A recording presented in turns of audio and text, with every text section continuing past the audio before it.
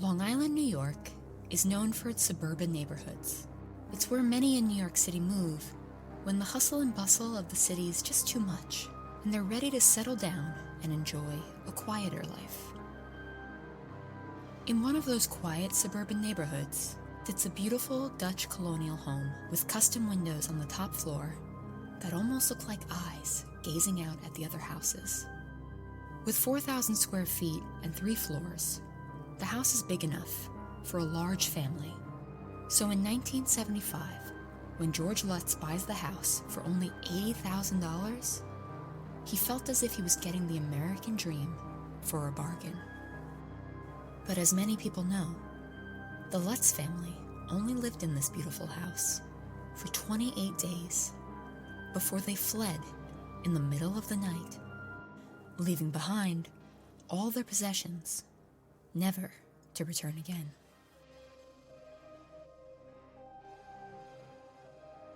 They claimed that they had been tormented by evil spirits who wanted them to leave.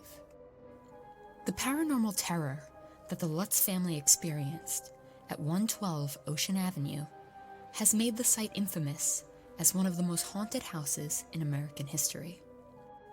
But what's so often forgotten is that this was also the site of a grisly murder that took place less than a year before the Lutzes moved in. A murder that kicked off the house's dark history and often gets buried beneath the scandals and conspiracies. This is the story of the DeFeo family murders, aka the Real Amityville Horror.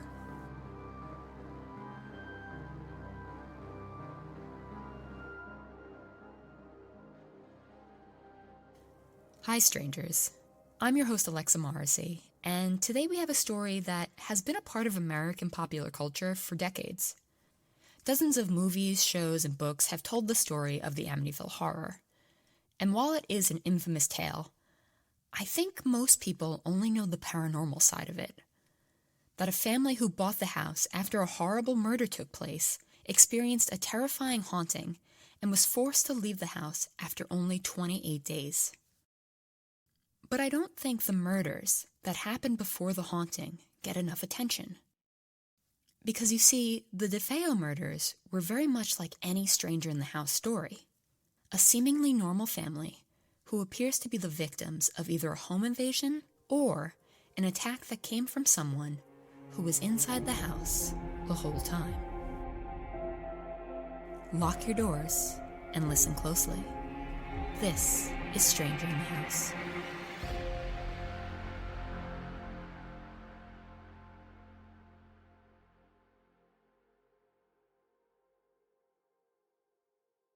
Before the 1970s, Amityville, New York was known for its suburban neighborhoods and upscale houses. It was an affluent area, particularly in South Amityville, where many houses had waterfront views of the Atlantic Ocean. Unfortunately, Amityville would soon become synonymous with something much darker after the DeFeo family moved in to 112 Ocean Avenue. Ronald DeFeo, also known as Big Ronnie, was born in Brooklyn, New York on November 16, 1930, to Rocco and Antoinette DeFeo. In high school, he was known as a handsome athlete with a slender build and a piercing gaze. When he was 20 years old, he met a beautiful 19-year-old girl named Louise Brigante, and they fell in love right away. Louise came from a wealthy Catholic family, and they didn't approve of her relationship, but that didn't stop her from seeing Ronnie. In 1951, Ronnie and Louise married against her parents' wishes, and her family cut ties with her completely because of this. Without Louise's parents' money, Ronnie and Louise ended up moving into a low-income apartment in Brooklyn. In September of that year, they had their first child, and with the news of their new grandchild, Louise's parents reconnected with her daughter again. The DeFeo's firstborn son was named Ronald after his father, and then 5 years later, they had a daughter named Dawn. By 1962, they had 2 more children, Allison and Mark. But after Mark's birth, Louise and Ronnie's relationship started to strain. The couple separated for a while in 1963, But by 1965, they were back together and had a fifth child named John. That same year, the DeFeos were ready for a fresh start, and they decided to move out of Brooklyn and into a beautiful home in the town of Amityville, Long Island. According to family members of the DeFeos, Big Ronnie Sr. was particularly hard on his oldest son, Ronald Jr., to the point of abuse. According to AmityvilleMurders.com, one family member recounted that one minute he would hug his son, the next minute he would throw him across the room. Ronnie had high expectations for his firstborn, and that pressure was said to have weighed heavily on Ronald Jr. When Ronald Jr. was about 18 years old, he started to work with his father at a car dealership, and he was eventually given a high-ranking position. Despite Big Ronnie and Ronald Jr. being car salesmen, the DeFeos lived quite a lavish lifestyle. Life-sized, gold-framed portraits of the family members that were said to have been worth $50,000 each hung on the walls of their new home, and lavish furnishings could be found in every room. The foyer was completely marble, and next to it was a living room with a crystal chandelier in the center and a baby grand piano in the corner. Many wondered how Ronnie afforded all this, considering his car salesman salary, and some suspected it had to do with his alleged ties to the Italian mafia. Ronnie's uncle, Pete DeFeo, was allegedly a high-ranking member of the Genovese crime family. The Genovese crime family is an Italian-American mafia family, and is one of the 5 families that dominated organized crime activities in New York City and New Jersey. The organization was known for its violence, but also its illegal dealings with huge sums of money. Being involved with them could get you lots of money and power, for sure, but it was also extremely dangerous. From the outside, the DeFeos were a well-to-do family living a dream life. But as we all know, nothing is ever what it seems, and you can never know what really goes on behind closed doors.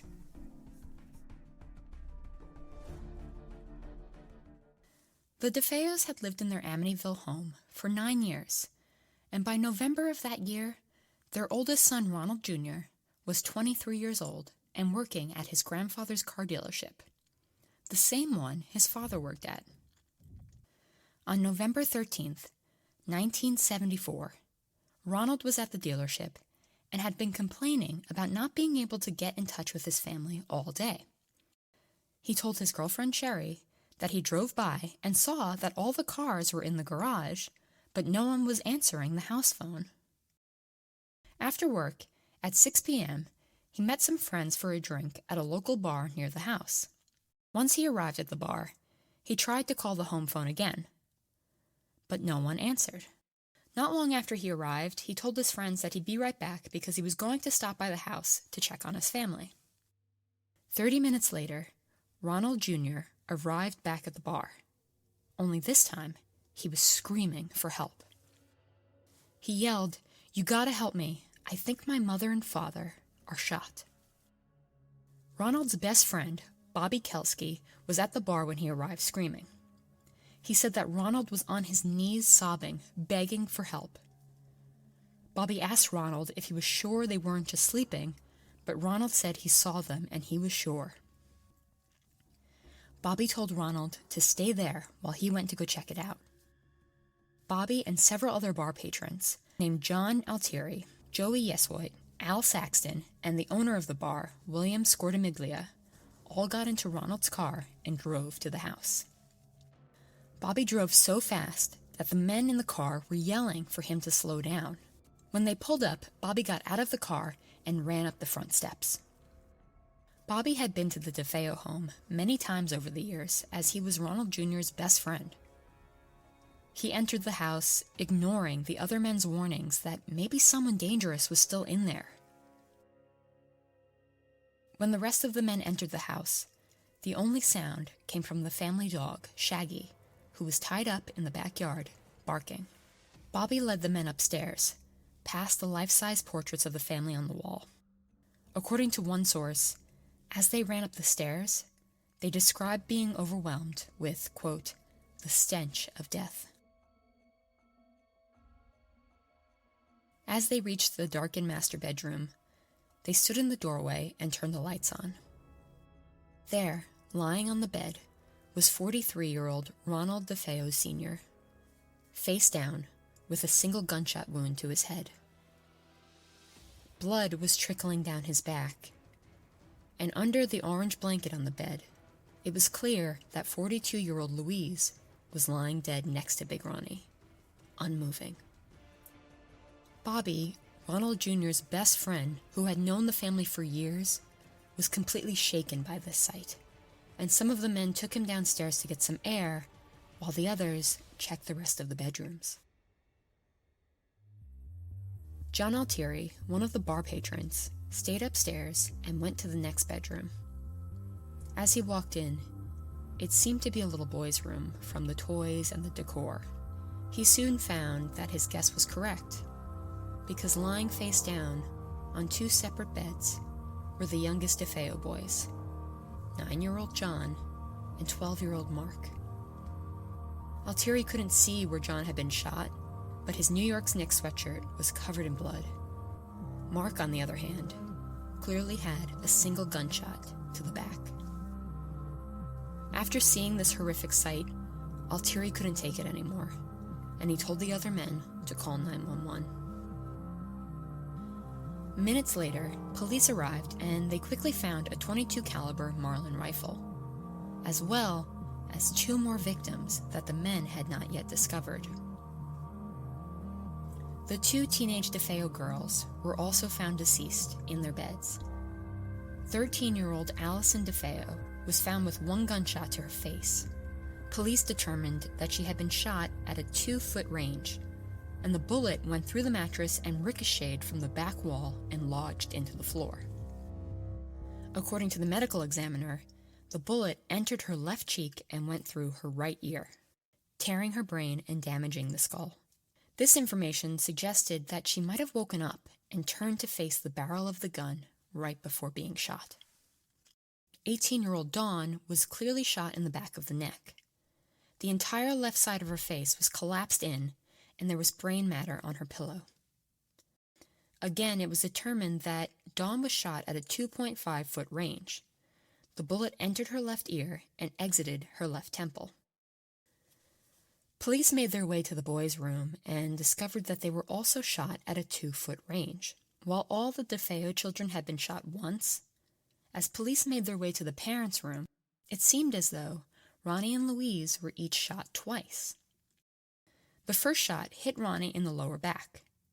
Remember, Ronnie was lying on his stomach.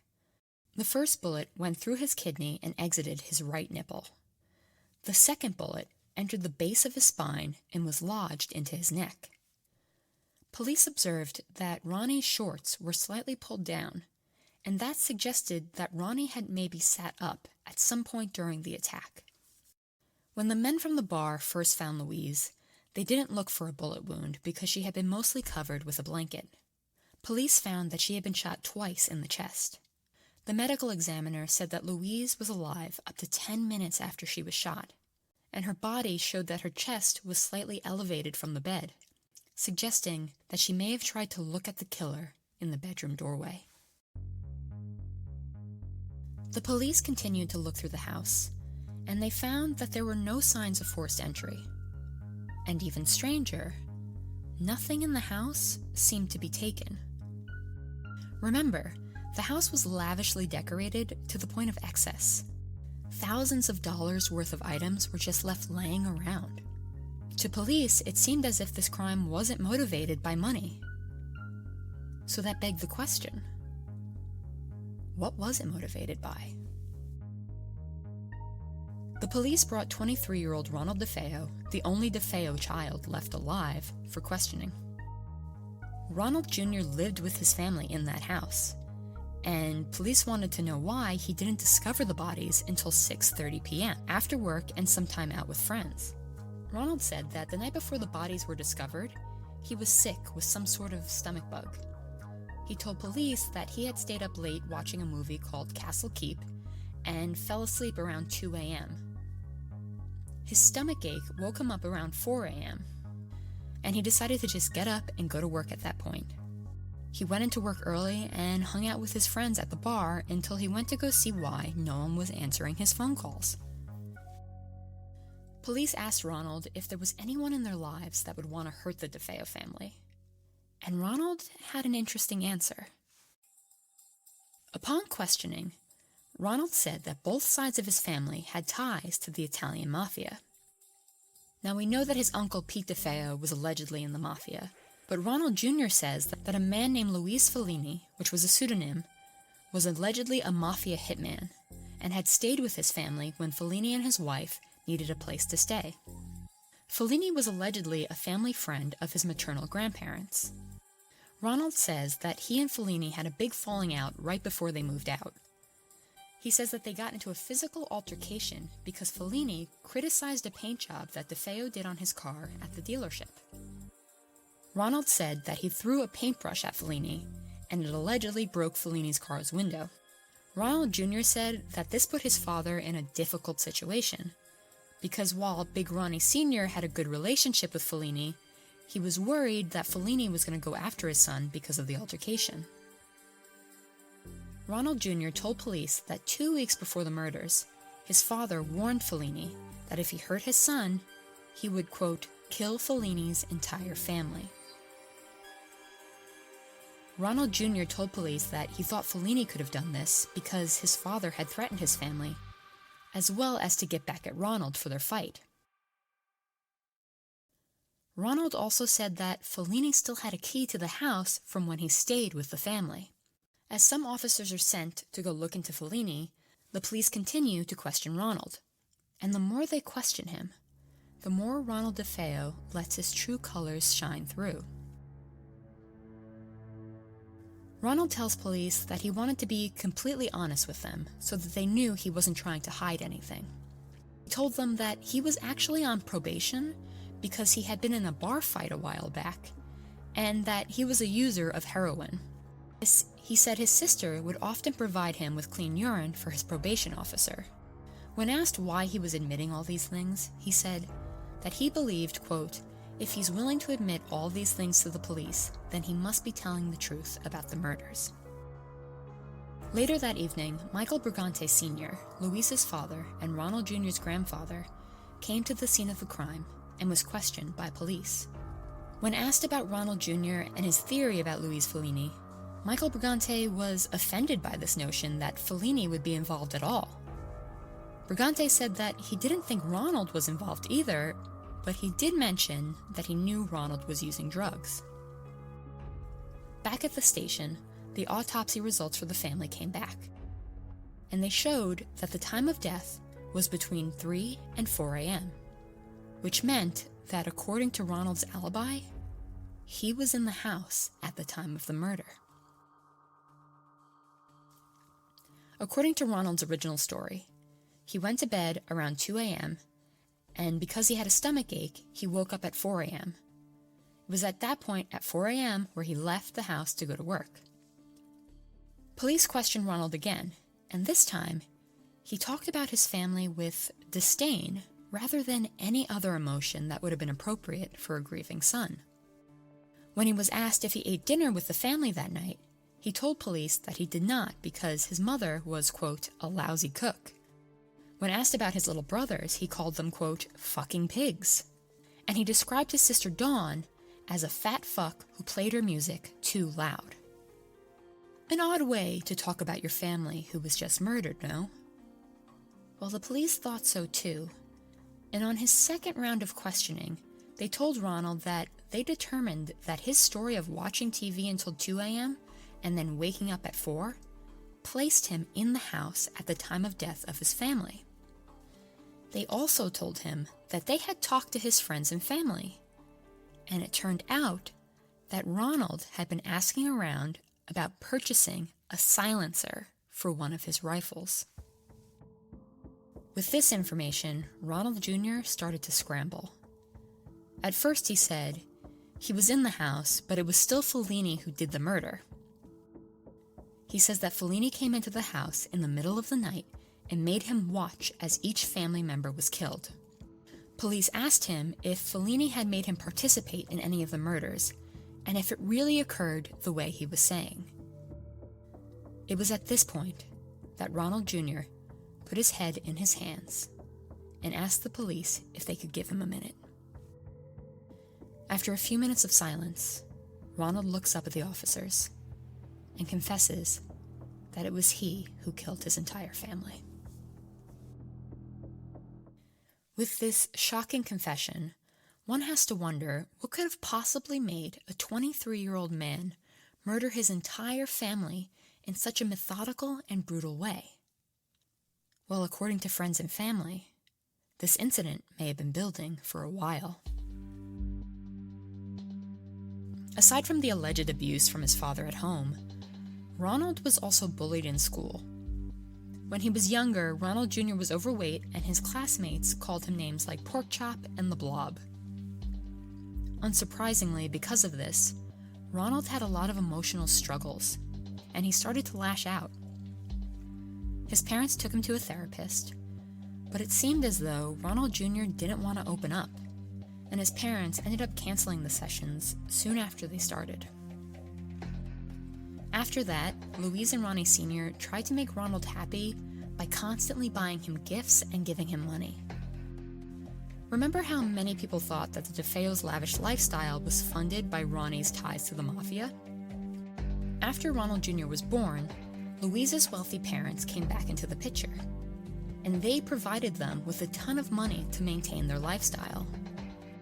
Unfortunately, this access to money allowed Ronald Jr. to buy drugs to cope with his issues, and by his late teens, he was using heroin and LSD. By young adulthood, Ronald Jr. had become known as an extremely volatile man, especially when he drank. One local bar patron recalled an incident in which he was drinking and started throwing bar stools and pool cues. Ronald was the only person in the DeFeo family that got his own room in the Amityville home. Not only because he was the eldest, but because his violent tendencies were starting to scare his family. By 17, Ronald Jr. had been expelled from school for fighting, and he soon got a job at his grandfather's dealership, the same one his father worked at. According to an article by Douglas B. Lynott called The Real Life Amityville Horror, a little after Ronald Jr. started working at the dealership, he and his father got into a massive fight that would be an unsettling foreshadowing of the horrors to come. One night, when Ronald was about 18, a fight broke out between his parents in their home. In an attempt to stop it, Ronald grabbed a 12-gauge shotgun from his room, loaded a shell into the chamber, and charged down the stairs. Without hesitating, Ronald allegedly pointed the barrel of the gun at his father's face, yelling, "Leave that woman alone. I'm going to kill you, you fat fuck. This is it." His father turned to look at his son, and Ronald Jr. pulled the trigger. But miraculously, the gun did not go off. Big Ronnie Sr. was frozen in place as he watched his son lower the gun and simply walk out of the room, as if he almost hadn't just killed his father. While fights between father and son were still frequent in the DeFeo home, none of them ever escalated to the intensity of the night with the rifle again. Years passed, and the father and son continued to work together at the dealership. Despite being given a high position at the company, by 1974, 23-year-old Ronald was still unhappy with his salary. In October of that year, 2 weeks before his family was murdered, Ronald was assigned to deposit $20,000 to the bank from the dealership, and Ronald saw an opportunity. Ronald and another worker departed the dealership for the bank at 12:30 p.m. They did not return to the dealership office for 2 hours, and when they did, they reported that on their way to the bank, they had been robbed at gunpoint while they were waiting at a red light. Ronnie Sr. was at the dealership when his son returned, and he exploded with rage when he heard Ronald's story, not only because the money was gone, but because his son was put into such danger. He berated the person who sent his son to the bank in the first place and called the police. When the police arrived, they naturally wanted to speak to Ronald Jr., as he was the one who was robbed. Ronald Jr. seemed tense and irritated with the police's questioning, and gave them a very vague description of the robber. As the police questioned him more, they began to suspect that he was lying to them, and Ronald started cursing at the police and banging on the hood of their car. The police eventually backed off, but Big Ronnie noticed his son's reaction, and also began to question the validity of the story. On the Friday before the murders, police returned to the dealership and asked Ronald to come to the station and look at some mugshots in order to identify the robbers. Ronald Jr. refused and once again became angry with the police. Big Ronnie Sr. noticed his son's reaction and confronted him about it. He asked why his son wasn't cooperating with the police and asked him if he was lying about the robbery. According to the article The Real Life Amityville Horror, Big Ronnie told his son, quote, "You've got the devil on your back." To which Ronald Jr. replied, "You fat prick, I'll kill you." With that, Ronald Jr. ran out of the dealership and sped off in his car. Because this fight took place mere days before the murders, it seemed like it was a possible tipping point for Ronald Jr. Ronald Jr. was obviously becoming more and more volatile as time went on, but even with his history of drug use, abuse, and violence, it still seemed bizarre that a young man would kill his entire family, including his small siblings, over a fight with his father. It would have been one thing if Ronald Jr. had killed his father after the fight, but what possessed him to kill the rest of his family? On November 14th, 1974, Ronald DeFeo Jr. sat in the police station and confessed to murdering his own family.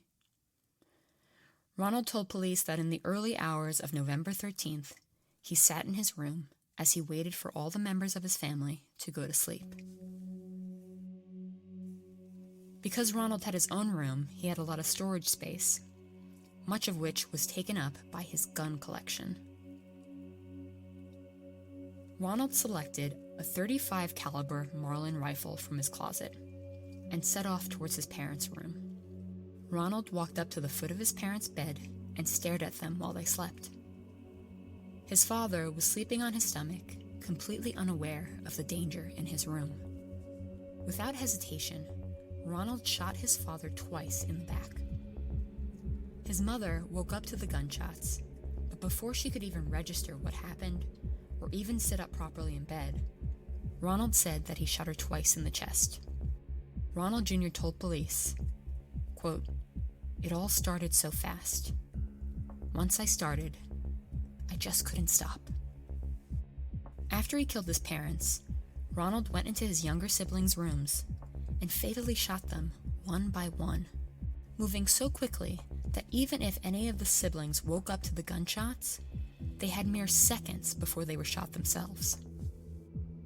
After he killed his family, all before the sun rose, Ronald cleaned himself up, collected his bloody clothes and the rifle, and wrapped them up in a pillowcase, and then he headed out of the house. He threw the evidence in the car and drove an hour into Brooklyn. He threw the pillowcase and its contents into a storm drain, and after this, he returned to Long Island and arrived at the dealership by 6 a.m. He then went about his day as if nothing happened the night before.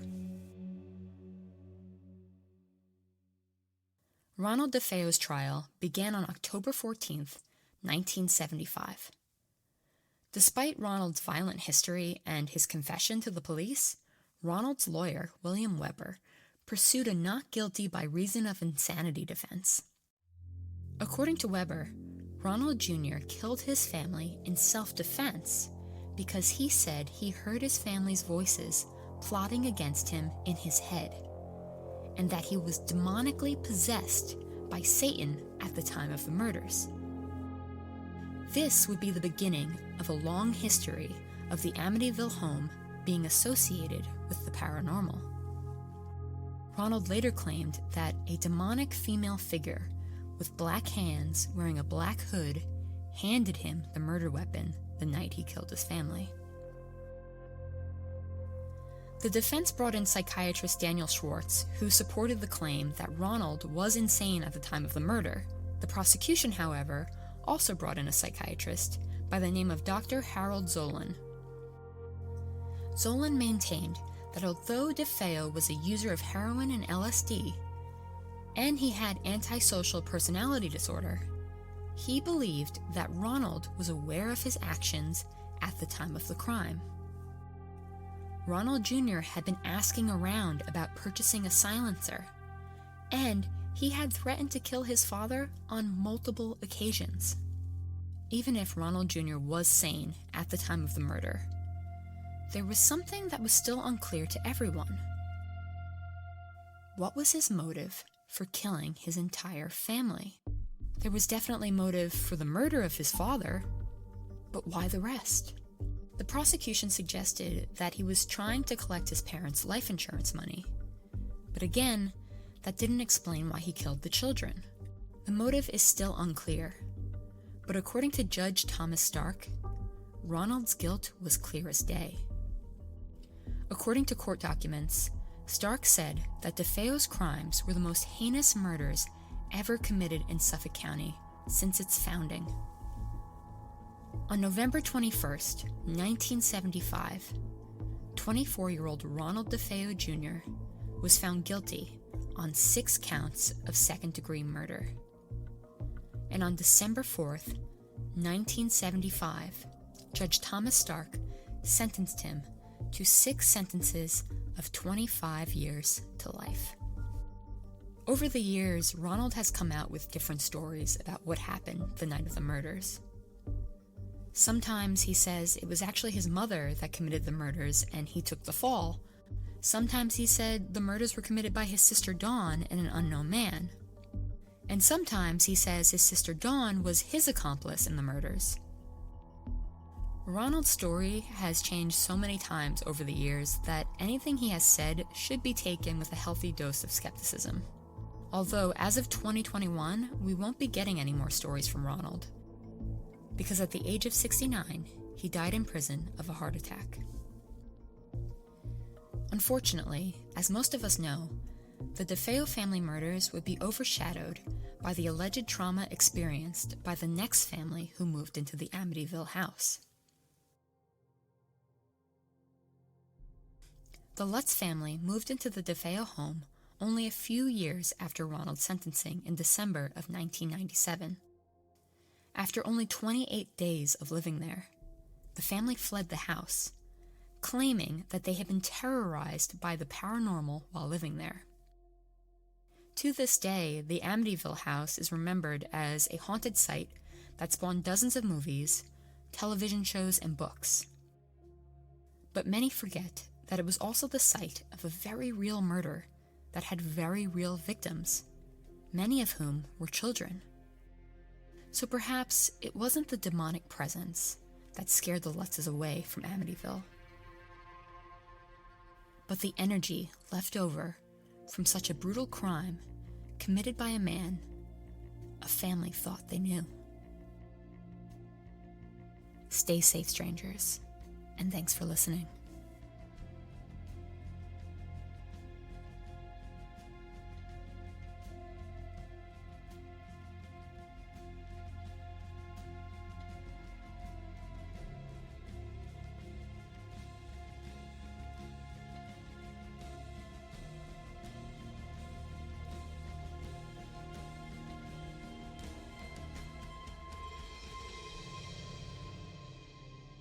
This episode was written by Alexa Morrissey, researched by Victoria Cox, and produced by Michael Morrissey, John Scassia, and Heidi Sherman. Stranger in the House is a Boy Wonder production. You can follow us at strangerinthehouse.com, @_strangerinthehouse on Instagram and TikTok, and @_strangerpod on Twitter.